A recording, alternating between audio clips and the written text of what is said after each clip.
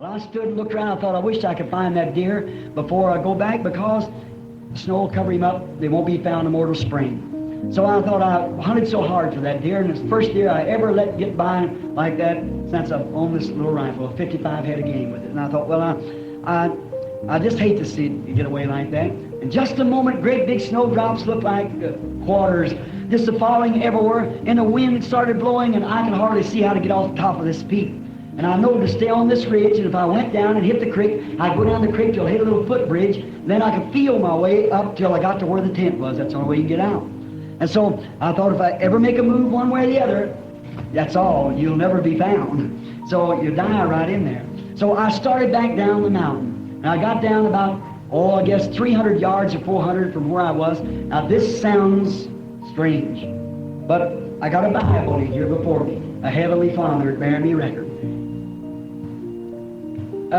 Almost in a run, trying to get off. The wind is blowing so hard up there, and I could see about 20 feet in front of me in the thickets I was in, the timber, and wind blowing and twisting. And a voice said, "Stop, go back where you come from." Well, I stopped.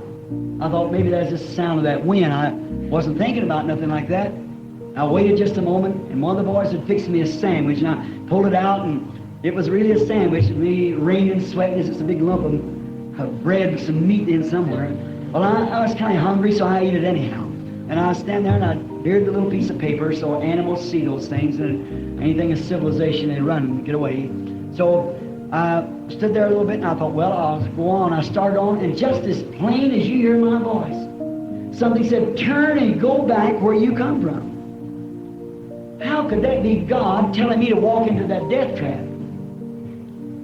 I stood there a minute, and I thought, that's the same one that said about them squirrels. The same one I told you about last night about my wife. Just a voice, just a human voice. The same one told me when I was a little boy, never drink or smoke, and these things would be in the last days. God and me telling us the Bible over my heart. What good would do me to tell you something wrong and know that I'm sending my soul to hell? It's true. It's unusual, but it's true. Well, I thought, I know enough to obey that voice. Why would I? He's got some reason for me to go up there. Maybe it's my time to go. So I turned and making my way through the wilderness until I got up to that saddle again, way up, maybe 300 yards, 400 above, right straight up the mountain like that again. It was so thick up there, then I couldn't see out the wind, trees just laying over, twisting.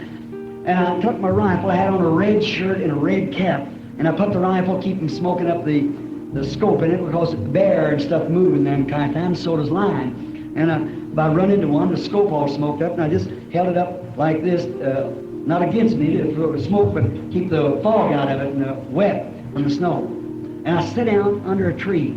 I sat down, I thought, well, why would he want me to come up here? I doubt very much I can find my way down now. Getting so terrific. I could see about 10 or 15 feet, maybe not hardly that far.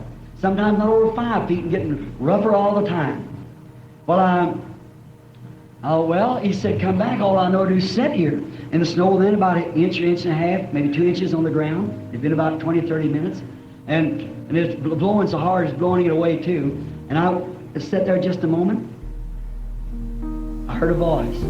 It said, I'm the God of heaven who created the heavens and earth. I jerked off my cap. And I just sat still. Now listen again. I thought that wasn't the wind. Oh, it was blowing, making noise. And I heard it again. It said, I'm the one who still the winds upon the mighty sea. I'm the one, the creator. I created squirrels in your presence. I did these things. I said, yes, Lord, I believe you. He said, stand on your feet. I stood up to my feet. He said, now speak to the storm. It'll do what you tell it to do. That is true. When I meet you at the judgment, I'll have all this to answer for. I said, storm, go to your place, stop. The sun, you shine normally for 4 days. And no more than I'd said that, the sleet and hail which is about to blow me down just stopped. And within a moment or two, the sun was shining right down through upon me. And I looked down across the mountains. I see a east wind come. The wind was coming from the west. East wind come and was coming this way. And I could see the clouds. This mysteriously, where they went, I don't know. And I stood there a few moments, tears running down through my beard, and I'm gray.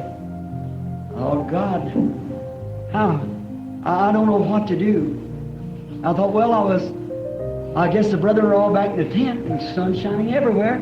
I started walking down the mountain, the snow all drying up, the hot sun, steam coming out of my shirt, just a moment or two difference. And I started walking down the mountain. When I did, I heard a voice say, why don't you walk with me? I said, Lord, the greatest privilege I ever had. I turned and started back down through the big deer trails, down through that virgin forest. I thought, well, I'll walk on down that way to where I always pay my salute to Mimi, my wife.